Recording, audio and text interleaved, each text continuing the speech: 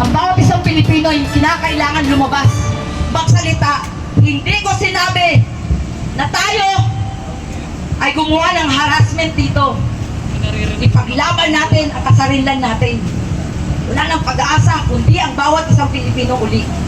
Paulit-ulit kong sasabihin ito, naghihirapan. Maraming salamat. At ito po sa masasalita,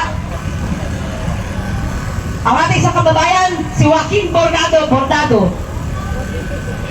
Joaquin Bordado, wala ako. Joaquin! Lumas ka dyan!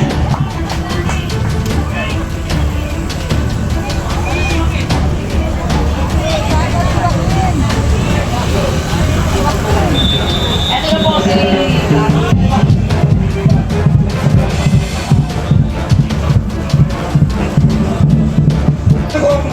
Panayan! Isinangla ko ngayon, makapamasahe lang sa plano. Makating lang ako ito ngayon kay Sara Duterte. Ha? Para makatinig ka, ayaw ang pulis. Ang tatay ko, Colonel Pinsan ni Billy Marcos. Pero I never been loved by the Billy Marcos. Ha? Bakit? Mapang-api noon pa. Ang tatay ko sinasabihan ko, bakit mo tinutorture yung mga Muslim? Oh, sa Mindanao. Tinurture ako, pinitay pa ako sa kapon. Ako sa mga Mindanao, 14 years in Jubilee Prison. Kapag pinagululit, pinanur ako, mamatay tao ko. Ang pinapatay ko, yung mamang-api. At mamang-api, red face, yun. Diba ako, kilala ko ngayon, Bisaya na disabled person. Ha? Lahat ng mga kapatid ko, nasa Amerika. Stepfather ko sa Amerika. Panahon pa nila ako, Valdez Ramos. Presidente Valdez Ramos. Basta ako, ay kapikot lang ako ngayon, nag-exercise na lakad-lakad para pa ano ko sa inyo. Pasalamat ako tayo ngayon sa buong Pilipinas. Makinig kayo mga pulis. Mga pulis, kaya ako, Indian Sur pala, intelligence na ako. Mindanao, ang tatay ko, intelligence. Fighter, scout ranger. 1944, military na siya. Ha? Ang tunay na tatay ko, inangkan lang ang nanay ko. Para ipakilala ko, ngayon lang ako nagpakilala. Pinsan ako, si Bugong. Pero kailanman, hindi ako lumapit sa kanila. Ha? Hindi ako lumapit. Pasalamat ako dahil ngayon nagawa ko yung tracing senador para hindi tayo mag-away-away. Mamamatay na lang tayo mga senior citizen. Si Marcos, ako mamamatay.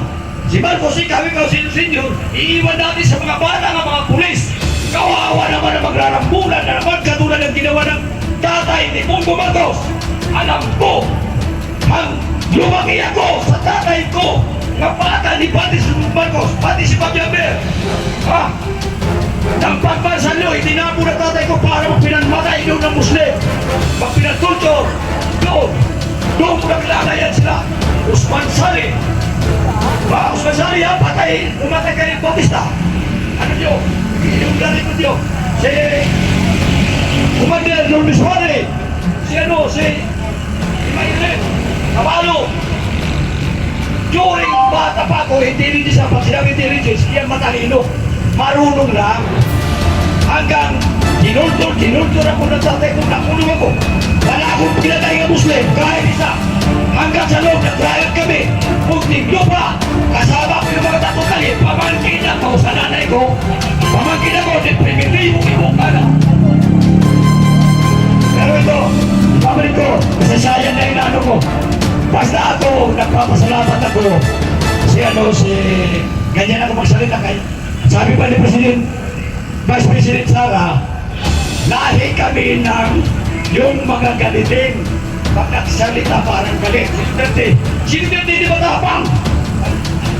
Pasalamat ako sa speaker, sa tracing at naninindigan.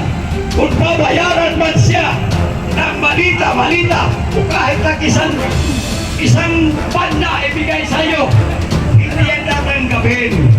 Kasi may mga prinsipyo yan. Iyan naman senador.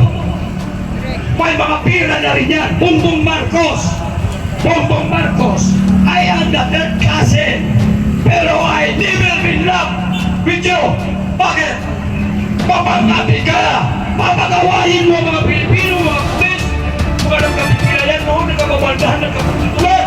Mula ba ng Diyos, ipasalyo ng tatay mo! Tapos gano'n ang iiwan mo! Imbes ka! Ipagpatuloy at panahon nilubuti ka! Ang ligas nilubuti para mawala ang kasalanan ng tatay mo! Kayong pinubuhay mo! Isus mo sa utang na loob lang! Marami ang pinagkautangan na loob! Kahit si Lisa, 8 to 9 years ng trabaho sa kanila. Nagkaroon ako ng accountant na anak.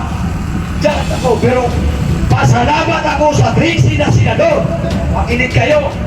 Pilipino. Pilipino. All Pilipino, mga bata, mga pulis, mga bata kayo. Ako si Wakol Bagdano, alias si Pilipinin kayo, nagpalaki sa akin, Philippine Military Academy. Ang Philippine Military Academy, first, number 1.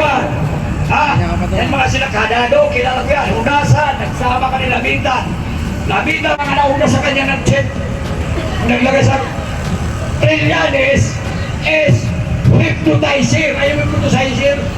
Mag-withdraw ang bangko mo na budget na trilyon para ipakalat. Nakakabukong mo naman, Vincent Macron.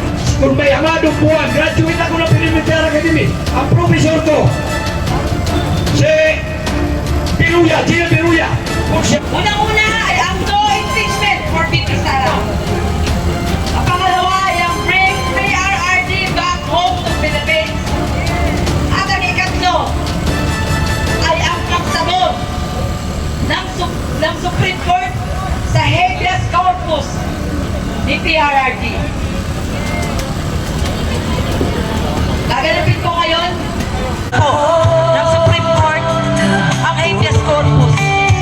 Lapitain ang mga Bayan kapag tayo'y nagkaisa, may bagong totoo. Tayo ang lakas, tayo ang daan. Pag-ibig at dangal ang ating kanan sa puso. At bangag na Marcos.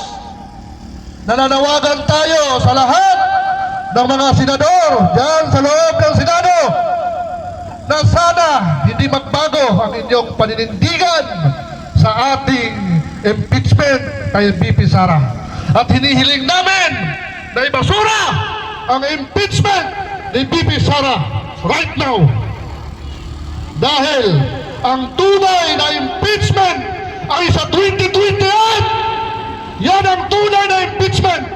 Hayaan natin na ang taong bayan ang mamili kung sino ba ang karapat-dapat mamuno sa ating bansa. Dahil yung impeachment na yan, kaduwagan ng mga Marcos Romualdez sa ating bansa. Isigaw natin na bitayin ng mga kurap, kasama si Romualdez, kasama si Marcos. At yan ay makakamtan natin, lahat yan bibitayin sa 2028.